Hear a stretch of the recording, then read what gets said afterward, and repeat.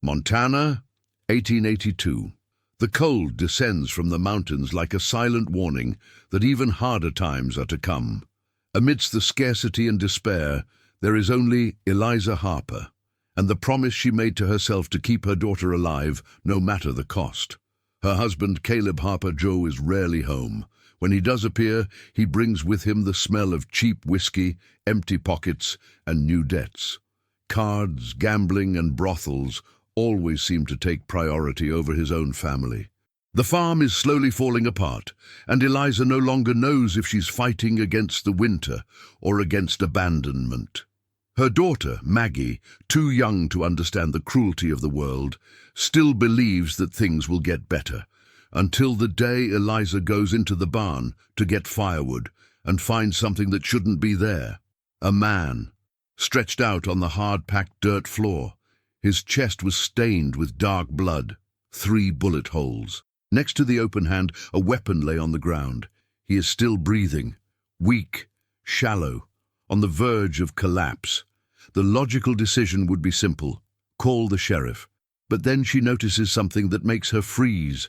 Beneath the stranger's blood-stained coat, 2 small bodies move, 2 wolf cubs. They are so young they can barely hold their own heads up. They tremble against his chest, seeking warmth. They don't growl. They don't show their teeth. They just hide. As if that man were the only thing standing between them and the world. And Eliza wonders, what kind of outlaw bleeds almost to death, protecting puppies as if they were his own children? The last layer of ice finally gave way to the weak spring sun, but it brought no relief. The field behind the house was devastated. Half of the newly sown seeds had been swept away by the previous night's storm. What remained was mud, uneven furrows, and the heavy silence of yet another loss. Eliza remained motionless for a few seconds, staring at the land as if she could force it to bloom. Behind her, Maggie held the hem of her dress. "Mom, are we going to go hungry?" The question was subtle, cautious. Eliza bent down, brushing a strand of hair away from the girl's face. "Not while I'm here." It was a bold promise, perhaps impossible, but it was all he could offer. Caleb had been gone for more than 15 days. No letter, no note, no sign of remorse. And even if he returned, he would only bring more debts hanging over the family's head. The farm wasn't dying because of the land. It was dying for lack of hands. A woman alone cannot repair fences, plow the soil, protect crops, and raise a child at the same time. Not during that winter that seemed unwilling to end. As if the difficulties weren't enough, Sheriff Nathaniel Harper, Caleb's older brother, had shown up 2 days earlier. He hadn't shouted. He hadn't threatened directly. But the message was clear. Caleb owed money, and the last name Harper wouldn't protect anyone from the consequences. The next day, Elisa, with the knife heated in the lamp's flame, delicately opened the deepest wound. The blood flowed again, warm on her fingers. She took a deep breath, ignoring the metallic smell. It took longer than I would have liked. But finally, the blade found something solid. He pulled firmly. The small bullet fell onto the straw with a dry sound. She stitched as best she could. Firm, though imperfect, stitches. She pressed clean cloths against his chest until the bleeding subsided. The man shouldn't have survived that. But he was still breathing. Weaker. Slower. When it was all over, Eliza sat down beside him, exhausted. The lantern cast long shadows across the barn walls. One of the puppies managed to get out of the box and stumbled towards it. It stopped next to the man's arm, leaning against him again, as if standing guard. Eliza watched the scene for a long moment. Who was that stranger, and why did those animals act as if they belonged to him, like they were family? The man moved slightly. His eyes opened for a second. They weren't brown, they were golden. Not an ordinary shade, but an intense, almost wild glow that seemed to reflect the light of the lamp. He tried to speak.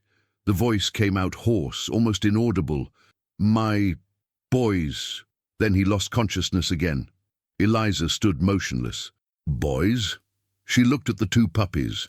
The wind blew strongly outside, shaking the walls of the barn, and for the first time, The decision he had made began to seem much bigger than he had imagined. The following morning, the sky dawned far too clear to match what Eliza carried in her heart.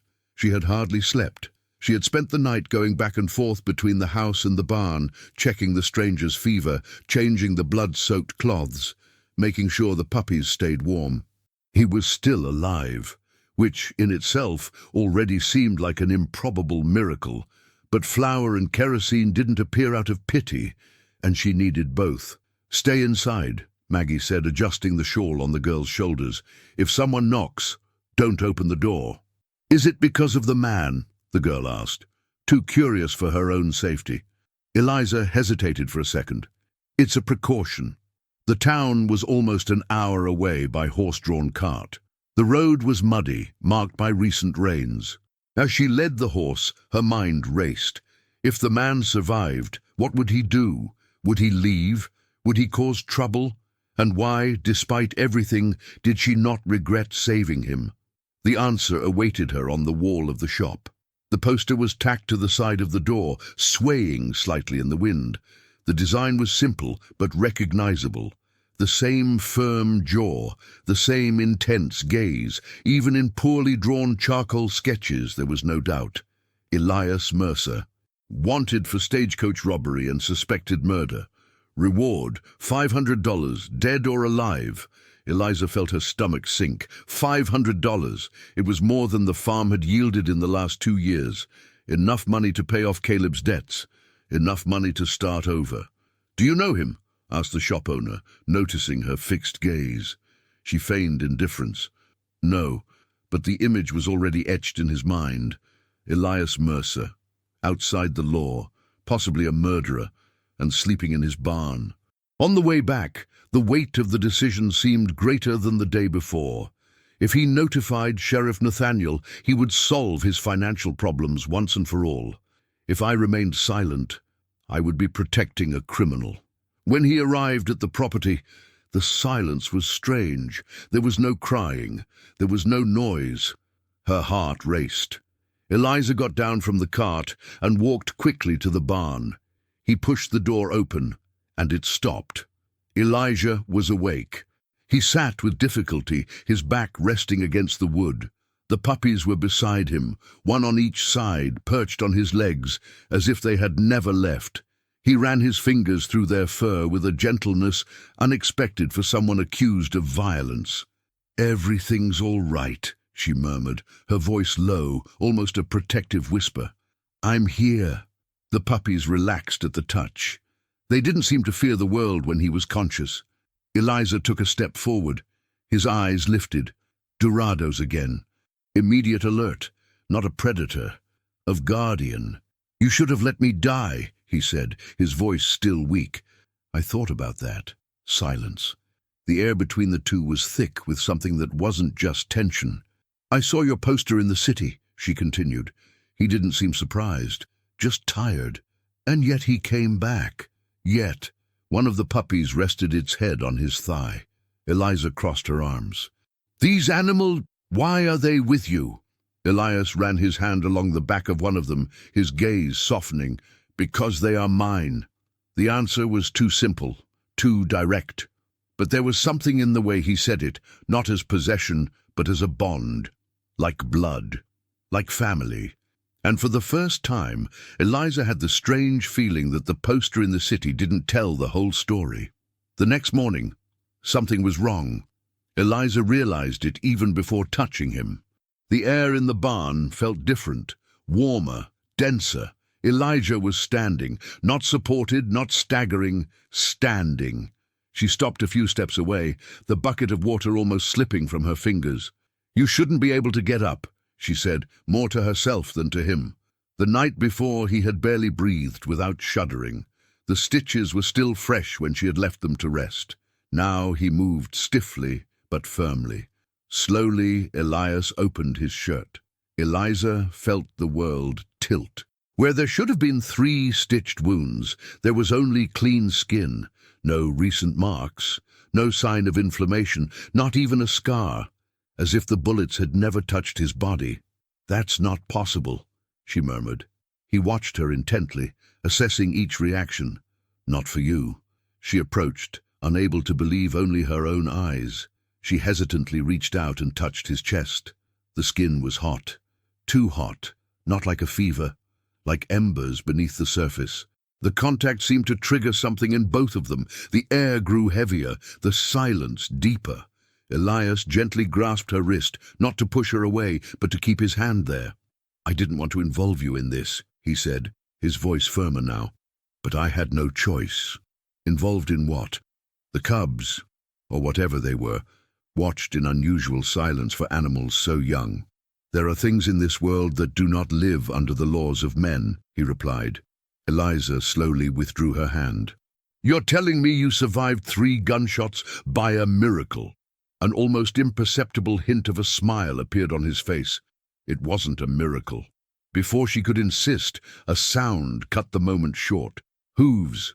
Voices in the distance. Eliza turned pale. "Caleb."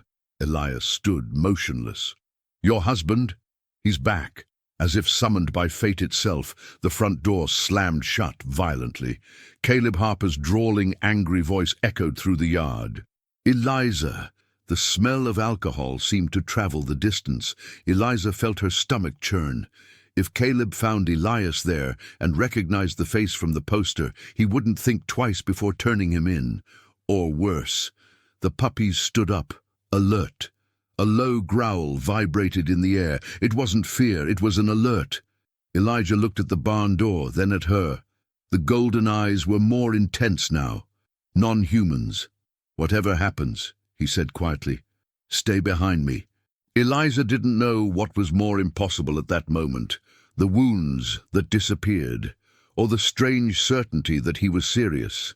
Outside, heavy footsteps were approaching, and whatever Elias Mercer was about to cease being a secret. The front door slammed against the wall with enough force to make the windows vibrate. "Eliza!" Caleb's voice pierced the yard like a whip. She left the barn before he decided to go in on his own. She needed to buy time. She needed to think. Caleb staggered slightly, his hat askew on his head, his coat dirty with dust from the road. The smell of alcohol preceded him. "Where's my food?" he grumbled, completely ignoring his wife's tense expression. "I spent days in that damned city trying to take care of business." Business. Eliza knew exactly what that meant. "You should be settling your debts," she replied firmly. His eyes narrowed. "Don't start." Then he listened. A low sound. A growl. Caleb turned his head toward the barn. "What did you bring now?" Before Eliza could stop him, he strode across the yard and pushed open the barn door. The 2 puppies were near the entrance. Small. Alert. Caleb let out a short, cruel laugh. "Are you starting a plague now?" He moved forward. One of the puppies backed away. The other stood firm, letting out a surprisingly deep growl for its size. The reaction only irritated Caleb. "Oh, you think you're in charge here?" He bent down abruptly and grabbed the smallest one by the scruff of the neck. The puppy made a high-pitched sound. Eliza felt her heart stop. "Caleb, let go!" Maggie appeared at the front door of the house. "Dad, no!" Caleb picked up the animal as if it were disposable. "I'll put an end to this before it grows." That's when the atmosphere changed. There was no shouting, there was no warning, just movement. Elias appeared behind them so quickly that he seemed to have covered the distance in a single step. His hand closed around Caleb's arm with precise force. "Let go of my son." Each word came out carefully, controlled, cold. The golden eyes no longer shone softly. Now they were a pure threat. Caleb tried to pull his arm away, but he couldn't. "Who the hell are you?" Elias did not answer. With a single firm movement, he twisted Caleb's wrist until his fingers split open. The cub fell, but didn't hit the ground. Elias caught it with his other arm, protecting it against his chest. Caleb stumbled backward, surprised more by the strength than by the pain. "You're on my property." "No," Elias said, taking a step forward. "You are?" There was something about his posture now. He wasn't just a man defending an animal. It was one predator warning another to retreat. Caleb tried to regain his composure. "I'm going to call the sheriff. You're finished." Elias inclined his head slightly. "Try it." The sound that came from his throat wasn't entirely human. A deep growl echoed through the barn, causing even the horse outside to neigh nervously. Caleb turned pale. For the first time since Eliza had met him, he seemed smaller, less safe, less of owning everything. Elias took another step forward. There was no unnecessary violence, just being there, raw authority. Caleb retreated, one step, then another one. "This isn't over," he murmured, trying to salvage what little pride he had left before turning and crossing the yard under Elias's watchful gaze. The silence that followed seemed heavier than the storm of the previous night. Elias bent down and carefully placed the puppy on the ground. "Everything's all right," he murmured, running his hand over the small head. Eliza watched everything, her heart racing. He had called the cub his son. Again. And it wasn't a metaphor. She could feel it. Maggie approached slowly, her eyes wide. "Mom." His eyes, Eliza knew, she had seen it too. Dorados, not as a reflection of light, but like something that lived there. And at that moment it became clear, the real danger on that farm was no longer Caleb. It was the truth that was about to be revealed. The silence following Caleb's departure brought no relief. It brought expectation. The wind swirled through the cracks in the barn, carrying the scent of straw and damp earth. Maggie stayed close to Eliza, holding her hand tightly. Elias knelt before the two little wolves, running his fingers through their fur like a father, making sure his children were safe and sound. Eliza took a deep breath. "You called him your son." Her voice came out firm, despite the inner turmoil. "Twice." Elias did not respond immediately. He simply looked up. The golden eyes no longer held aggression. There was something older there, something weary. "Because they are," he said finally. The world seemed to shrink around them. Before Eliza could demand an explanation, one of the puppies began to squirm, not like a wounded animal, like something changing. Maggie let out a small cry and took a step back. The puppy's body lengthened, its paws stretched out. Its fur seemed to recede like smoke being sucked into its own skin. Eliza couldn't look away. In a matter of seconds, where there had once been a trembling little wolf, there was now a child, a boy of perhaps 4 years old. Naked, scared, gasping for breath. The other cub followed the same path. The barn became too small for the impossible. 2 boys lay on the hard-packed earthen floor, their hair still disheveled, as if to recall its former shape.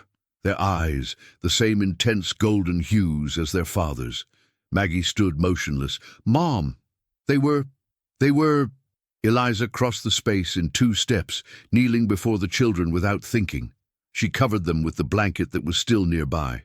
They were trembling, not from the cold, out of fear. One of them grabbed her arm, instinctively, as if acknowledging protection. Elias approached slowly.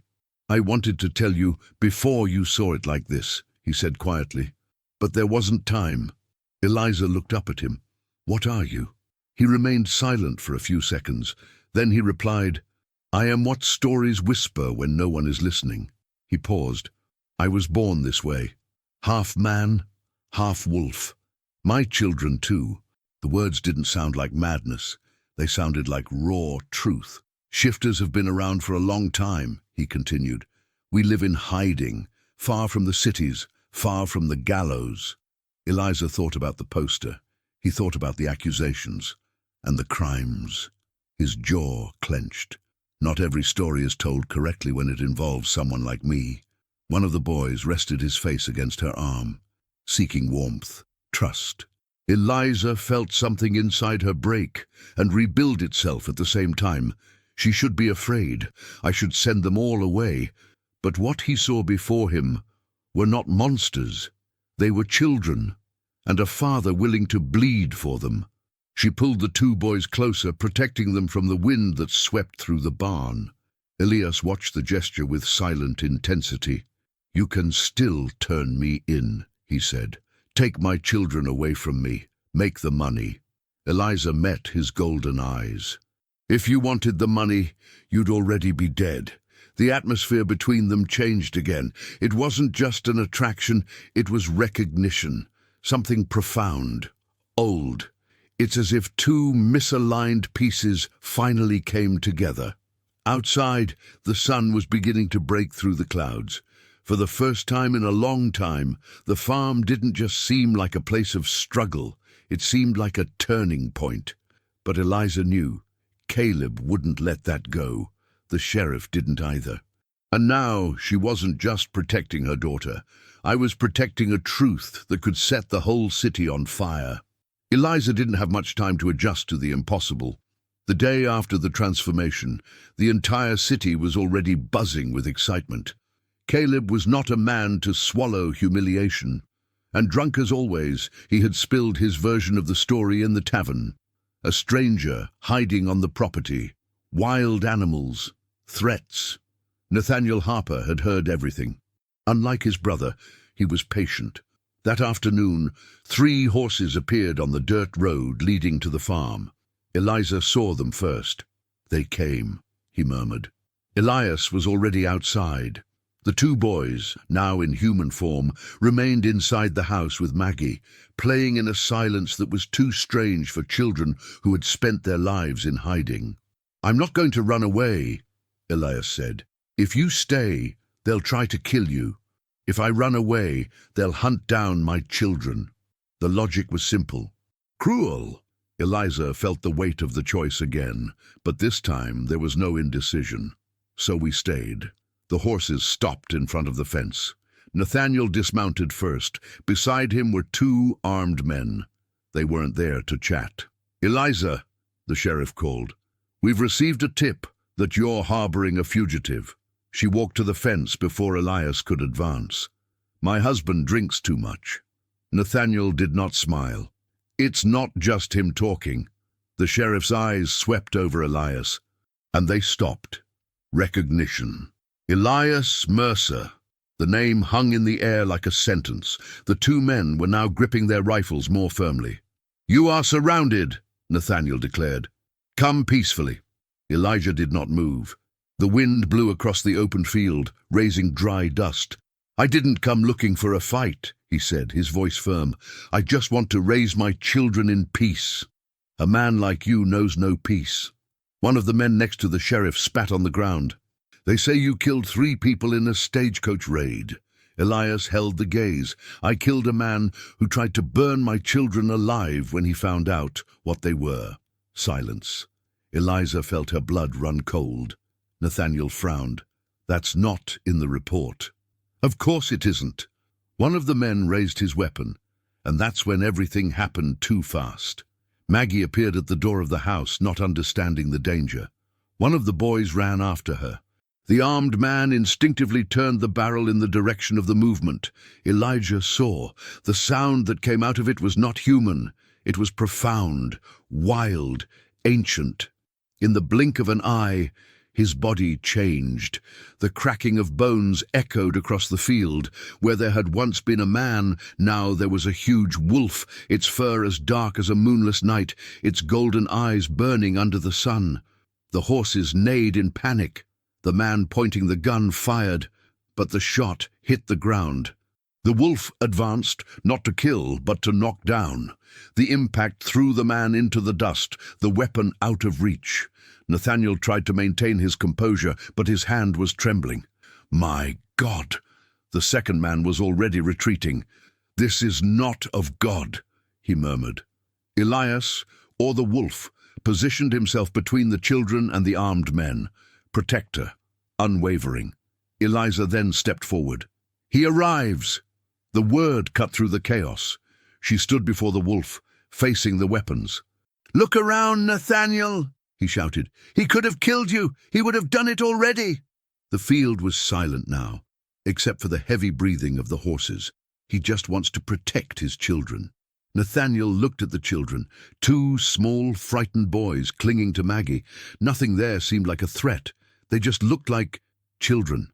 The man lying on the ground groaned, trying to get up. The wolf growled softly. Nathaniel slowly raised his hand. "That's enough." The growling stopped. If this spreads, the sheriff began, his voice lower now, the whole town will come out with torches. Then don't spread it around, Eliza replied. His eyes met hers. They had lived together for years, a silent respect that Caleb had never earned. Nathaniel looked at the wolf once more, then for the men themselves. You saw a wild animal, he said firmly. Nothing more. They both hesitated, but they agreed. They knew when a battle wasn't worth fighting. Nathaniel mounted again. Before leaving, he looked at Eliza. If he brings danger to this city, it won't, she replied. The sheriff held the gaze for another second. Then the horse turned around. When they disappeared around the bend in the road, the countryside seemed to breathe again. The large wolf remained motionless for a few seconds. Then the transformation happened again. The body rose again like a man's. Elijah fell to his knees, exhausted. Eliza ran towards him. Are you injured? He shook his head. Just tired. The boys approached, now in human form. Maggie held one of their hands, as if it were the most natural thing in the world. Eliza helped Elias to get up. The farm was silent, but different. It was no longer the silence of solitude. It was silence after the choice. You can still leave, Elias said, looking at her. Live a simple life, without all this. She thought about hunger, in debt, in his absence. Then he looked at the children. For the man who faced weapons without hesitation. A simple life has never been an option for me, he replied. But an empty life isn't either. Her golden eyes softened. He did not promise eternity. He did not promise security. He promised to be there. And for Eliza, that was enough. That night, for the first time in years, the house was full. 4 children were laughing together by the fire. The sound echoed off the walls that had previously held only silence and worry. Outside, under the crescent moon, a wolf howled, not from pain, but it's about belonging. And on that farm, forgotten by the easy promises of the world, a new family was beginning. Not perfect, not common, but chosen. And that was more powerful than any reward. What if you were in her place? Would you choose the reward, or would you choose to protect the impossible? Eliza faced the city. She faced her own husband. She faced her fear. But the real question is, how far would you go to protect your family? If this story has captivated you this far, this is just the beginning. There are still secrets hidden in the mountains, and dangers that are only just awakening. So don't miss the next chapters. Subscribe to the channel and turn on notifications to continue this journey with us. Thank you and see you in the next video.